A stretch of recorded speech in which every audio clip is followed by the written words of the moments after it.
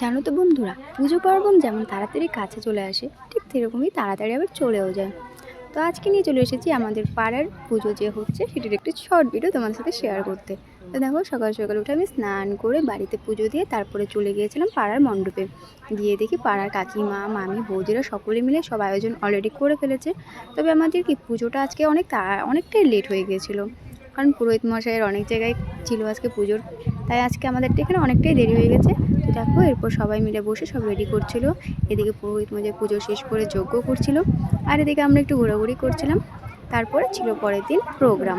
আর প্রোগ্রামে দেখো কত মানুষ এসেছিল।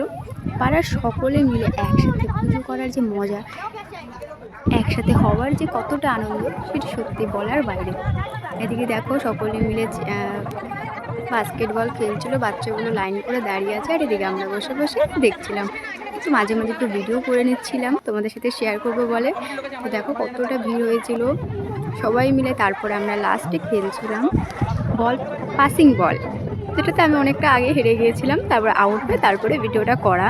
তো দেখো সবাই কত টেনশনে রয়েছে, কে জিতবে কে হারবে। যদিও শেষে পাড়ার একটা ভাস্তাই জিতেছিল। তারপরে প্রসাদ খেয়ে আমরা একটু ডান্স করছিলাম লাস্টে, যারা যারা রয়ে গিয়েছিলাম। তবে প্রসাদের ভিডিওটা নেওয়ার ঠিক খেয়াল ছিল না, কারণ সবাই নাচ করতে এতটা ব্যস্ত হয়ে গিয়েছিলাম। তো দেখো কতটা এনজয় করেছিলাম আমরা লাস্টে। যে যার মতো পারছে এনজয় করছে, কি করার, এই দিনটা তো আর প্রতি সবসময় আসবে না, তাই দিনটাকে একটু বেশি এনজয় করে নিচ্ছিলাম।